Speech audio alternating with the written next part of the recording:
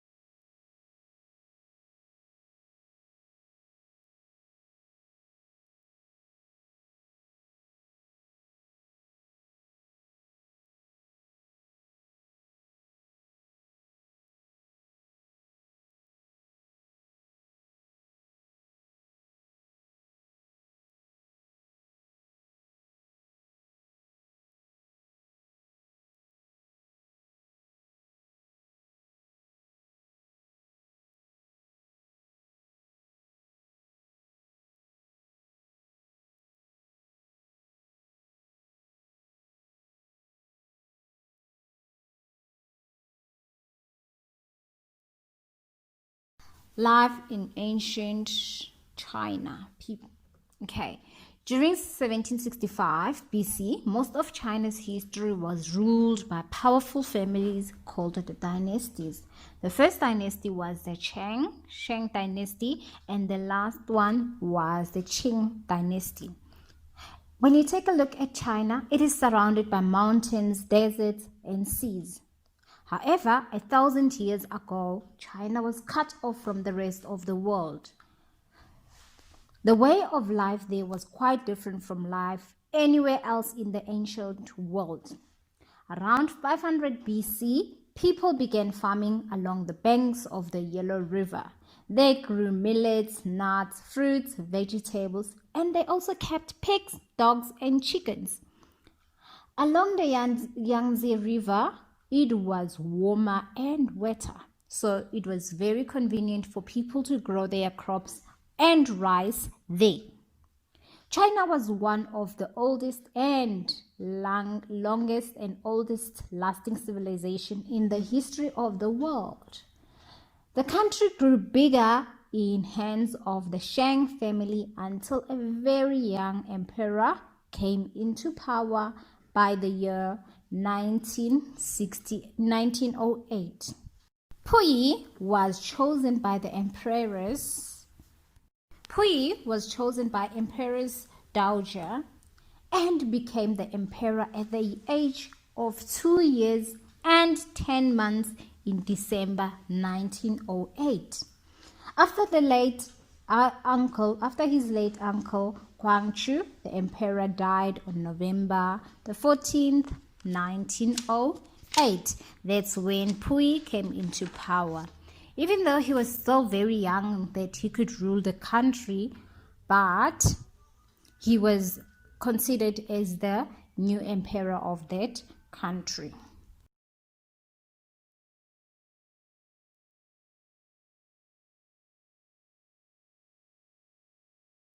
The Hebrew Kingdom. The early Hebrew tribes wandered along the edges of the desert near the land of Canaan. Where does this take place? It tells us that it takes place in Egypt, okay?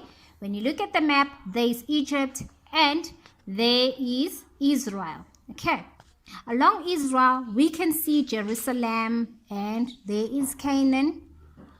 And then we have Phoenicia. Then we've got our sea, of which many other things takes place along that sea, which is the Mediterranean Sea. Okay, the greatest escape. You can read about the Hebrews in the Old Testament of the Bible. One of the famous stories tells us how they were forced to work for the kings of Egypt. They were led by a man called Moses. Then what happened? They escaped across the desert into Canaan. Okay. Conquering Canaan, the Hebrews probably arrived in Canaan around 1250 BC. After many battles, they won some land and settled down to farm. Fighting the Philistines, the Hebrews had to fight and defend their land against the Philistines who had settled on the coast. The Hebrews chose a man called Saul to be their king and lead them into battle. But the hero of the war was a boy called David. Who is David? Then David, the Bible tells how he managed to hurt one of the Philistines' strongest warrior with a stone, which he did what? Held from a sling. Remember in the Bible when David and Goliath were fighting? So it happened where? Now you know that it happened in Egypt. Okay. King David. Who is King David? King David became king when Saul died. He defeated the Philistines and united the Hebrews into one kingdom, and he called that kingdom what? Israel. And he captured Jerusalem and made it its capital city. Then we have King Solomon. Who is King Solomon? King Solomon is David's son. Solomon set up trade links from one land to another, such as Phoenicia, and made Israel rich and powerful. He used part of his wealth to build a great temple in Jerusalem, where people would do what? For his people's God. Okay. Now we have two kingdoms. After King Solomon's death, quarrels broke out between the north and the south. The country split into two kingdoms, Israel in the north and Judea in the south. The end of the Hebrew kingdoms in 1722 BC, the Assyrians invaded. Remember, I told you that they loved invading. So they invaded everywhere and took control. So the Assyrians invaded Israel and took control. The Israelites later rebuilt, and many were taken to Assyria as to be slaves. Okay. Then Judea was conquered by the Babylonians, who destroyed Jerusalem and took there into prisoner. Okay.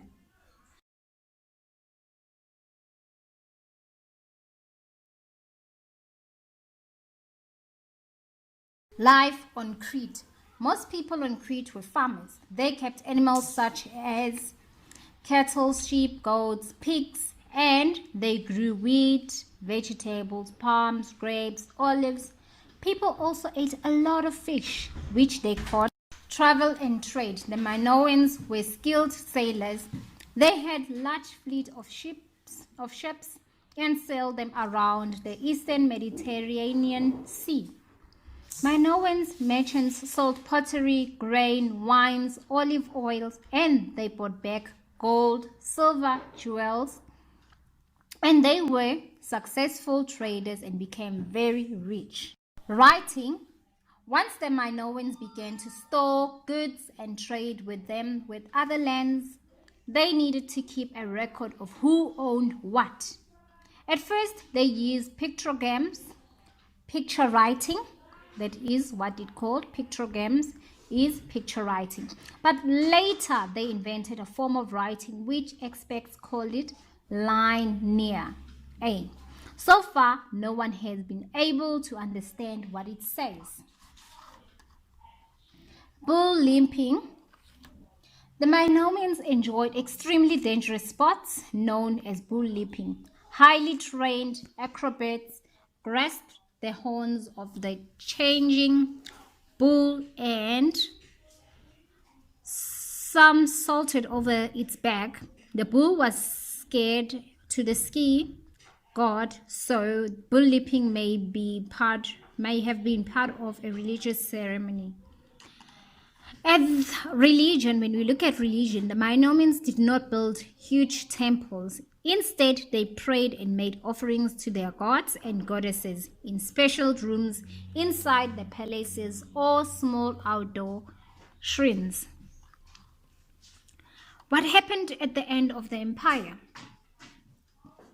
Around 1450 BC, there was a major disaster on Crete. The palaces were badly damaged, but no one was sure what exactly happened.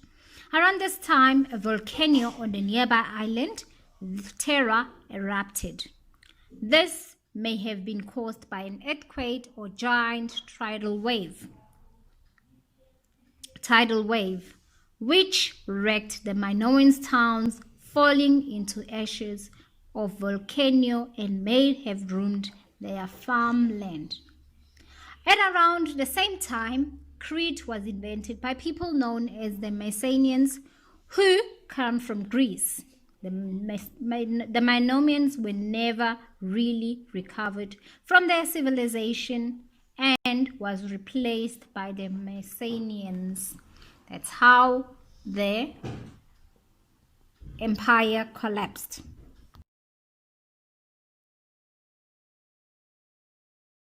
Phoenicia. The Phoenicians were descended from the Canaanites who lived at the eastern end of the Mediterranean Sea. So, from around 1200 BC, they became most of the successful traders in the ancient world. Then there were cities by the sea.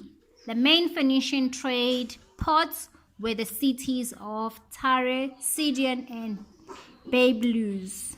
The cities were protected by strong walls, and each had its own king who lived in luxurious place. And when you take a look at the map of Phoenician world, we can see there is Egypt, there is Crete, there is Greece, there is Mediterranean Sea, and what else? There's Spain, and what else? There's quite a lot of continents here. And of Phoenicians. Although the Phoenicians became part of the mighty empires of Assyria, Babylon, and Persia, their way of life survived until they were conquered by Alexander the Great in 332 BC. The city of Carthage remained powerful for another 200 years, but it was totally destroyed by Romans in 146 BC. Phoenicians were the ones who first invented the first simple alphabet that just has 22 letters. It gradually developed into the alphabet we use today. Part of the Phoenician alphabets.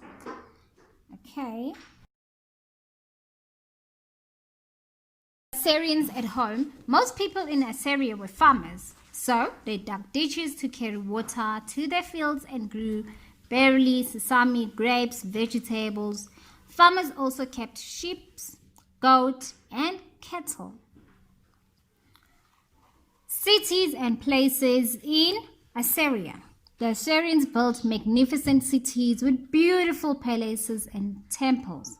Their first capital city at Ashur was named after their god. Later, King Ashurbanipal II built a new capital city in the Nimrud. By the time Ashurbanipal, the last great king, the capital had been moved to a new city in Nineveh. That is Ashurbanipal II. It was so big that they even had libraries. The palaces at Nineveh had a library filled with hundreds of clay tablets Who would have thought that people can actually invent tablets made of clay, which King Ashurbanipal collected from around the empire? And there were tablets on history, religion, mathematics, and medicine. Then we had lion hunting. But why would they hunt lions? When Assyrian kings were not at war, they hunted lions to show off their great skills and bravery. Who dare and do that? The lions were kept in special parks so that the king could hunt whenever they wanted. Okay. And what happened at the end of the empire? In the end, the Assyrian Empire became too big to control. People rebelled, and the empire just broke down. In 612 BC, the people of Babylon and the nearby Media joined together and attacked Assyria. The cities of Ashur and Nineveh were completely destroyed, and the empire collapsed. Empire of Hammurabi. This takes place in Akkad. Where is Akkad, guys? It is along the Tigris River and Euphrates River. Then, in Sumer and Akkad were invaded by Hammurites again. Like I told you guys that they were invaders who came and invaded wherever they wanted to invade. So now, where were they? They were in Akkad, okay? Around 1792 BC, a young man called Hammurabi became the king of Babylon. He was a great leader, for he conquered the whole of Sumer and Akkad, creating a very powerful kingdom. However, sad thing is that when Hammurabi died, his kingdom became very weak. The city of Babylon. Babylon first became powerful under its great king, King Hammurabi. When his empire collapsed, the city was taken over by a tribe called the Kassites, who ruled peacefully for over 400 years. After around 730 BC, Babylon became part of Assyria. The people of Babylon often rebelled against the Assyrians, who eventually attacked and destroyed the city. In 625 BC, Babylonian general called Nabopolassar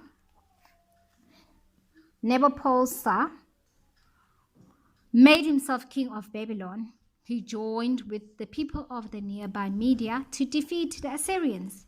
He and his son, King Nebuchadnezzar II, rebuilt Babylon and made it into one richest cities in the world. Wow, they've done a great job, hey? Religion in Babylon. The chief god of Babylon was who? I showed you last week. Okay. So the chief god of Babylon was Marduk. Building an empire, the king fought many wars and built up a large empire.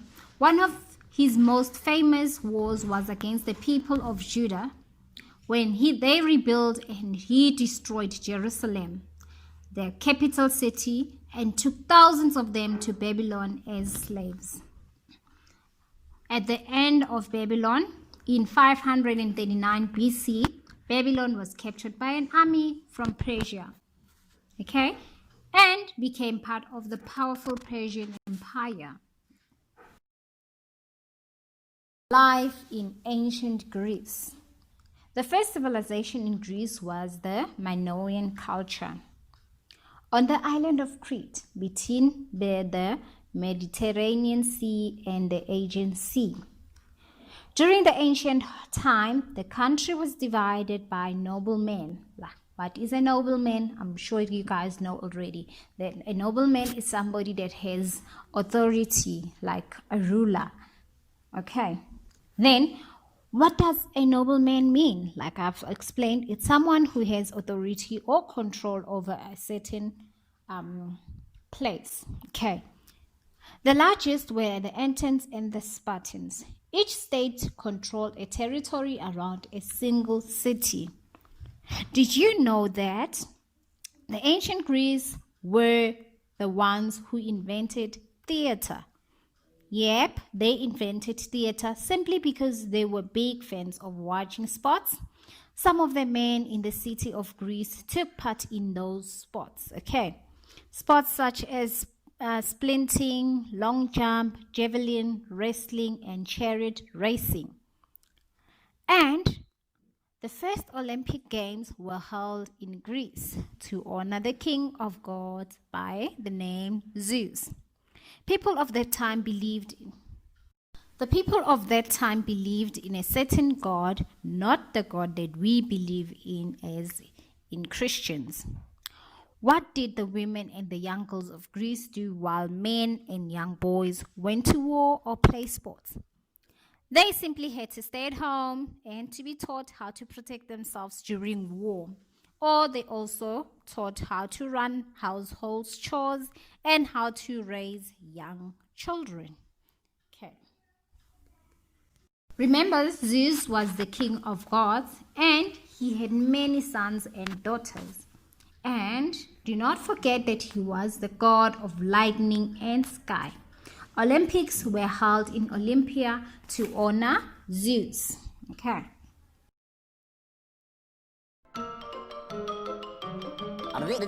That's all, folks.